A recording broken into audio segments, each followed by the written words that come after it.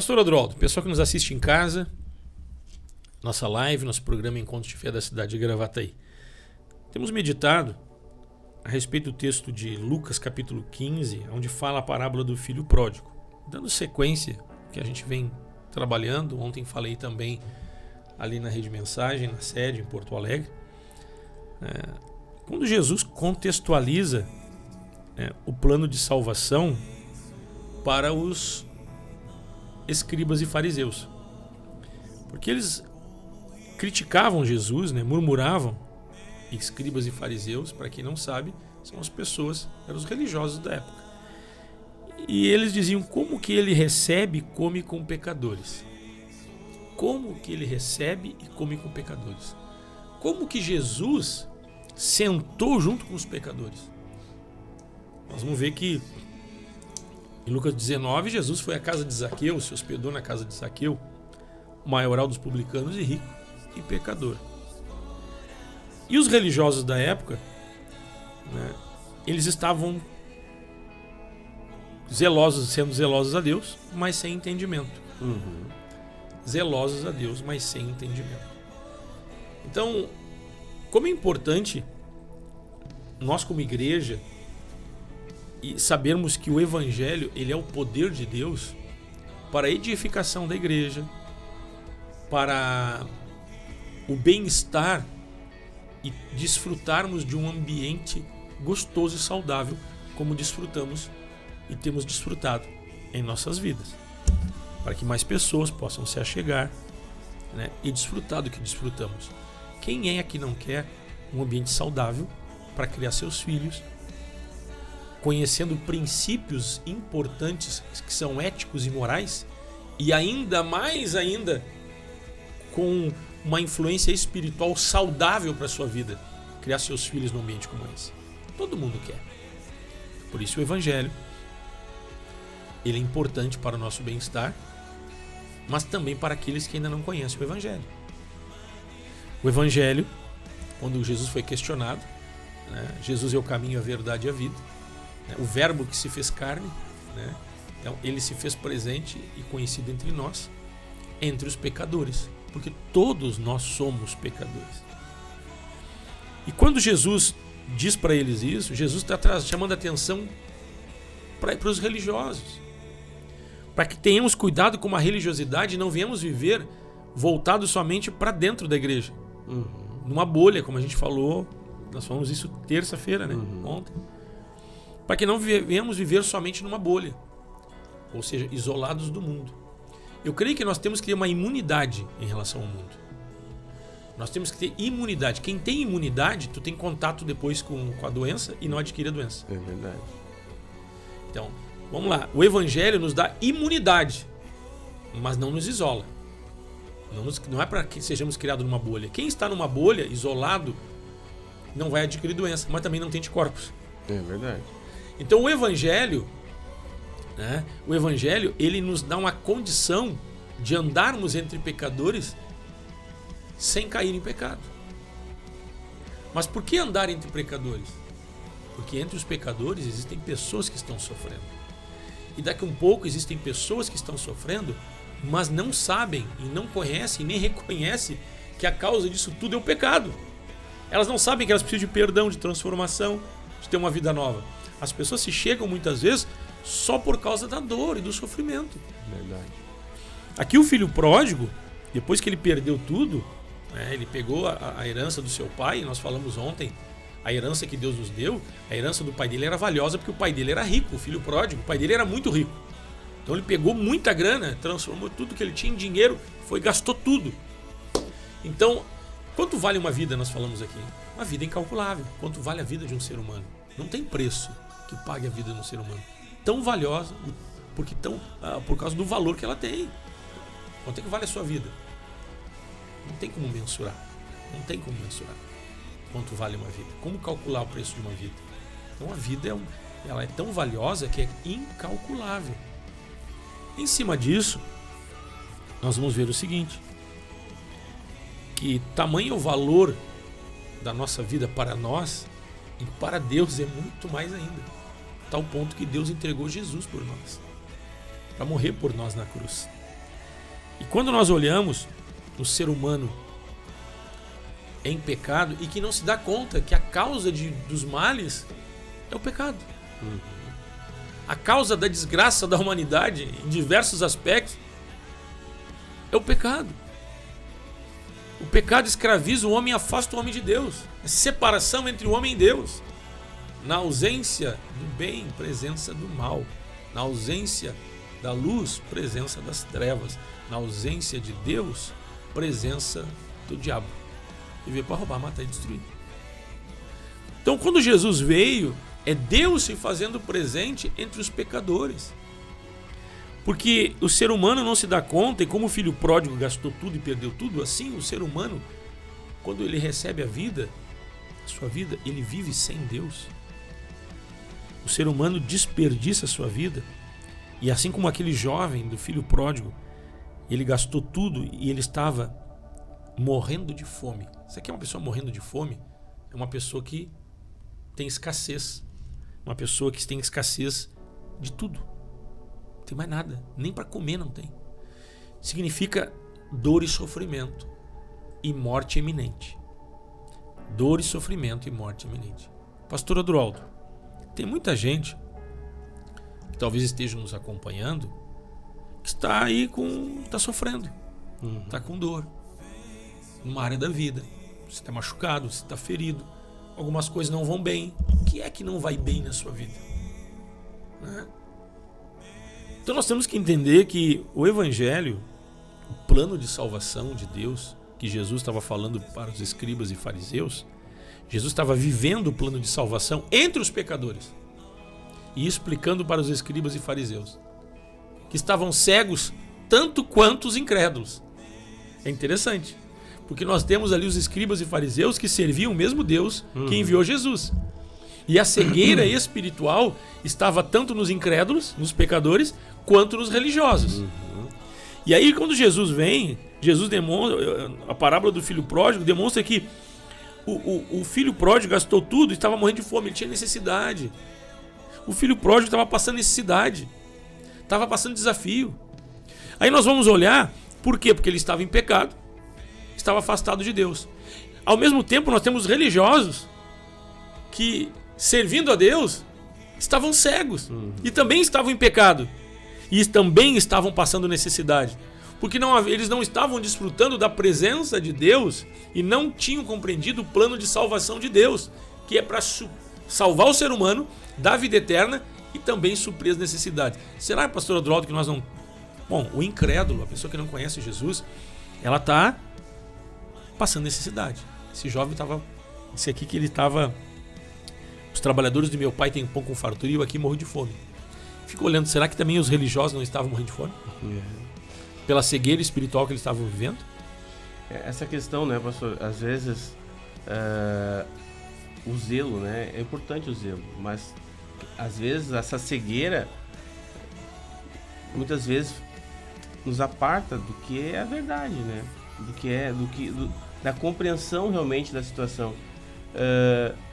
Eu lembro daquele texto onde uma mulher foi pega em adultério e os religiosos trouxeram aquela mulher para ser apedrejada até a morte. E Jesus olha para eles, mas aquele que não tiver pecado, que atire a primeira pedra. Então assim, Jesus está mostrando, todos são pecadores. Aí, aquele que não tiver pecado, atira a primeira pedra. O que aconteu? Ninguém atirou a pedra, todo mundo se aquietou e foram saindo de fininho. Então, quando eles dizem, mas ele senta com os pecadores, né? Será que nós não precisamos também nos assentar com Deus, com Jesus? E será que nós também somos pecadores e também precisamos do mesmo amor, da mesma graça? Às vezes nos colocamos numa situação acima, quando na verdade nós também precisamos ser tratados e abençoados. Exatamente. Aí o filho pródigo, sem compreensão, foi viver sem Deus. Aí eu fico pensando, e os religiosos que estavam buscando a Deus, será que estavam vivendo com Deus? Essa é a questão. Muitas vezes nos colocamos numa posição que ela é enganadora, ela é enganosa, né? E aí vem a soberba, vem esse achar de nós além do que convém. nos afasta do que é o propósito de Deus, nos afasta, muitas vezes nos impede de receber aquilo que Deus preparou para nós, né? Então, quando nós temos essa compreensão do que é o amor de Deus, nós vamos agir conforme Deus gostaria que nós fizéssemos. Jesus veio ao mundo expressamente para salvar o mundo. Jesus disse, olha, os sãos não precisam de médico, né? Quem precisa de médico, né, são os doentes. Os doentes. Então, mas se eu digo que eu preciso de Jesus, então eu estou dizendo, eu também preciso ser curado em tantas áreas da minha vida. Eu também estou doente. Então Jesus veio para todos. Quando alguém vai, né, numa emergência de um hospital, ele tem que ser atendido. Ninguém vai perguntar para ele religião, de onde ele vem, de onde ele não vem. A primeira atende e salva esta vida. Depois tu vai ver como é que vai fazer para resolver, né? Se vai ser SUS, se vai, não importa. Quando a pessoa está morrendo, ela precisa de atendimento. Então Jesus veio para salvar, né? Não se pergunta quando alguém está com necessidade, tu não pergunta o que ela pensa, o que ela não pensa. Primeiro tu ajuda. Depois tu dá condição para que ela compreenda aonde ela está errando e o que ela precisa fazer para não voltar a sofrer de novo. Então Jesus veio para trazer socorro para a vida das pessoas. Mas o religioso, ele usa uma capa, o religioso, ele se auto-justifica pelos seus atos, né? E Jesus, ele é tão duro com os religiosos, ele diz que é sepulcros caiados, né? Então é raça de víboras. Então Jesus, ele é muito firme, muito forte. Ele é firme até, inclusive, desculpa te interromper, não quero interromper, mas já interrompendo, Jesus é firme até para que a cegueira, que não é só do incrédulo, a cegueira às vezes é do religioso também, ele pudesse também ser livre dessa cegueira espiritual e desfrutar do que Deus tinha para eles. Porque o zelo é bom, é necessário ser zeloso, né? É importante isso, mas sem entendimento, tu acaba se auto-justificando e apartado do que é a vontade de Deus. Porque aqui eles não tinham, Jesus estava com eles e eles não tinham compreendido a vontade de Deus. Daqui a pouco pode ter gente que está num congregar, né? São religiosos, conhecem a palavra, estão tendo zelo e comprometimento, mas não estão desfrutando da abundância de Deus porque não compreenderam, né, a forma como Deus faz. E eu vou dizer, e muitas vezes nós não vamos compreender, nós temos que se sujeitar simplesmente àquilo que Deus quer fazer. Jesus, numa passagem, ele cura uma mulher, né, um homem, agora eu não me lembro direito, né, e os escribas ficam bravos porque ele curou no sábado, né? Então a pessoa está sofrendo, a mulher encurvada, ela estava sofrendo há muitos anos, né? E eles ficam tudo indignados, eles não, mas como? Não pode? Por que ela não veio curar no outro dia? Imagina, alguém chega com dor assim, vem no outro dia. Alguém chega desesperado para morrer e não, hoje não, mas amanhã tu passa aqui que a gente te atende. Tu tem o que dar para a pessoa. Então o nível que a cegueira pode tomar a pessoa no zelo, né, impedindo, né, de fazer o que realmente, qual é o princípio, qual é o propósito de Deus. Aí nós vamos olhar, pastor Adroaldo, assim como o filho pródigo, ele estava morrendo de fome.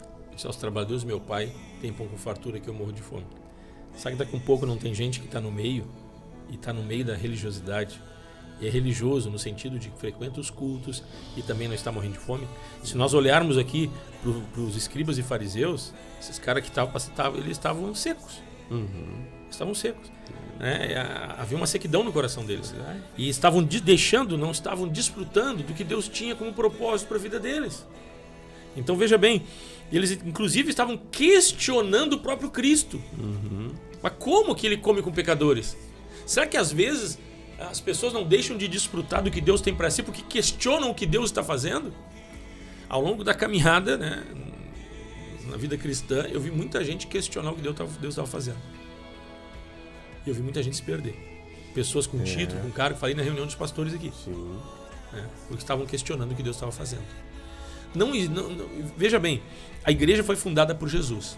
Se a igreja foi fundada por Jesus e você se encaixa no propósito que é a salvação, libertação, socorro e edificação, que se dá por intermédio da igreja, você vai ser edificado.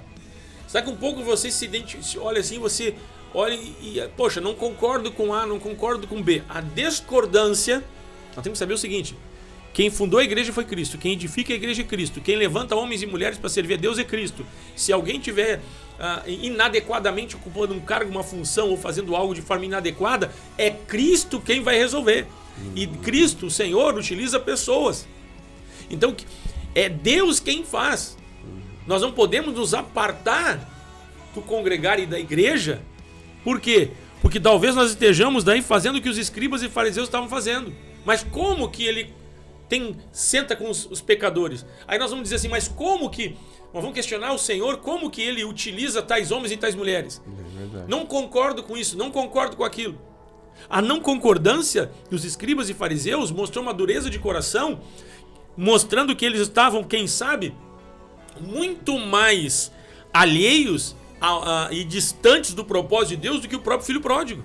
Porque o filho pródigo caiu em si e reconheceu: quantos trabalhadores de meu pai têm pão com fartura e eu aqui morro de fome. Aqui ele alcançou a redenção.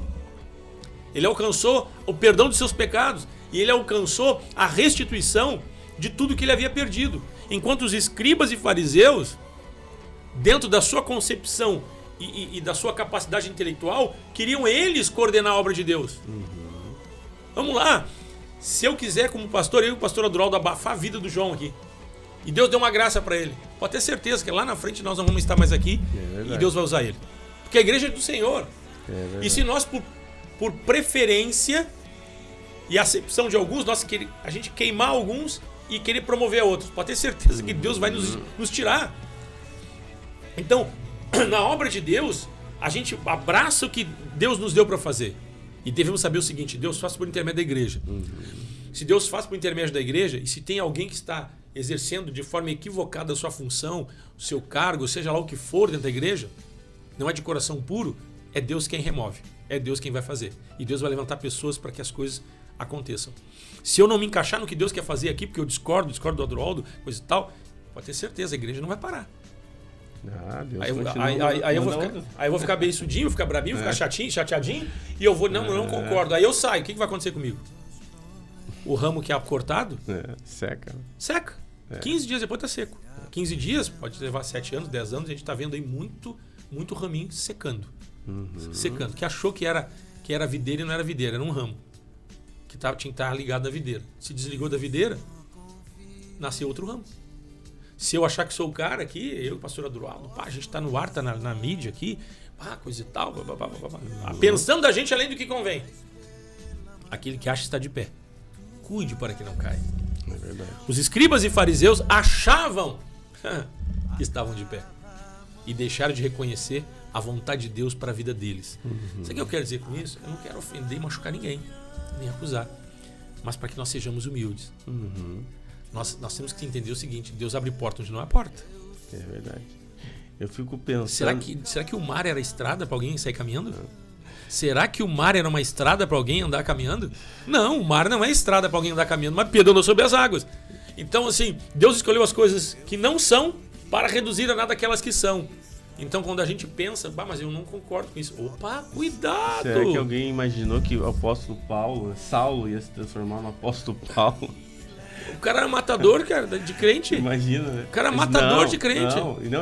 Eu fico imaginando o apóstolo Saulo, né, chegando, né? Não, o apóstolo Saulo não. O Saulo chegando no meio dos apóstolos. Fariseu, né? Fariseu, né? Matador de cristão.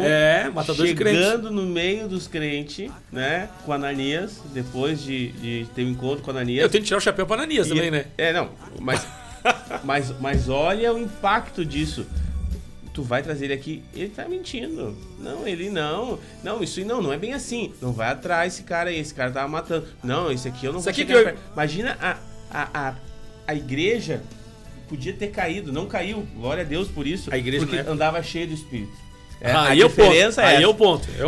Mas daqui a pouco, hoje, nos dias de hoje, será que se alguém que tivesse o mesmo perfil de Saulo, na verdade, né?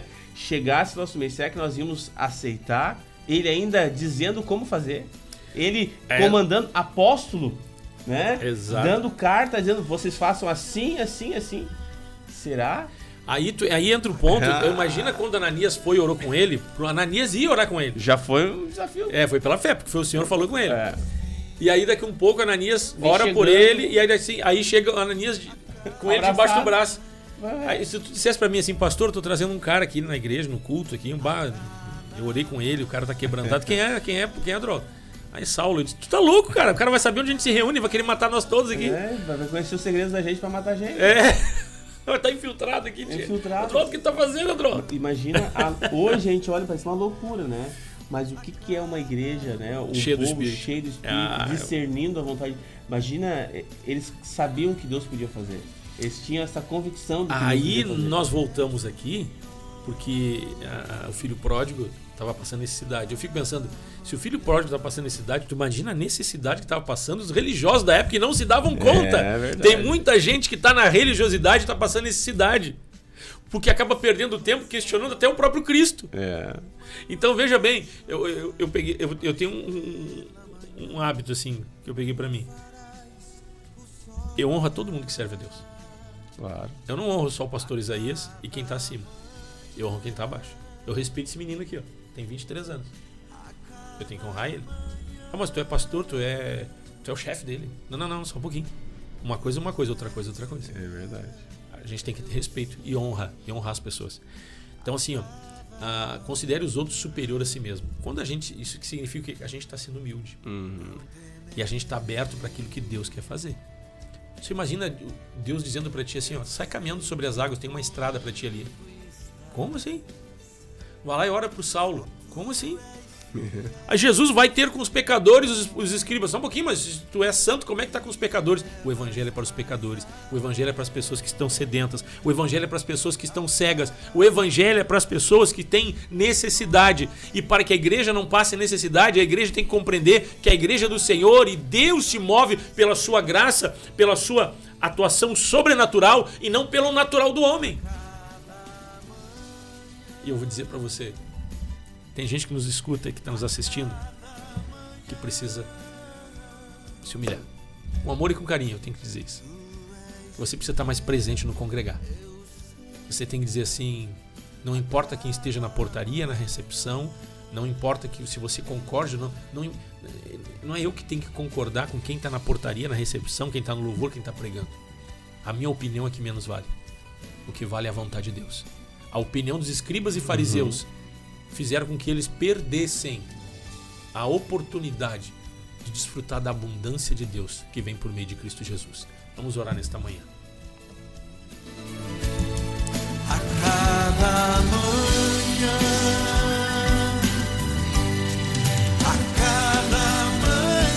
Pai, nós oramos nesta manhã, obrigado pelo teu amor, a tua graça, a tua bondade e o teu carinho. Ministramos, Deus, o teu socorro, o teu milagre sobre cada vida. Desperta, sopra cinzas. Reanima, Senhor, o coração de cada um para ter uma vida fervorosa no Espírito. Para que desfrutemos da tua abundância, onde há escassez, necessidade. Ministramos suprimento de Deus sobre a tua vida. Repreendemos o mal e te abençoamos em o nome de Jesus. Toca, Deus, com o teu poder. Abençoa esta família, abençoa este homem, abençoa esta mulher que nos assiste. Em o nome de Jesus, colocamos as tuas necessidades diante do nosso Deus, em nome de Jesus. E ministramos o socorro de Deus, pelo poder que é em nome de Jesus. As tuas necessidades são supridas, as trevas se dissipam, o diabo bate em retirada em nome de Jesus. Declaramos cura dos enfermos, libertação dos cativos e abundância de Deus sobre tua vida. Em nome de Cristo oramos. Amém. Amém. a cada manhã, a cada manhã, tu és fiel, eu sei, a cada manhã, a cada manhã, a cada manhã, tu és fiel, eu sei, Senhor, a cada manhã.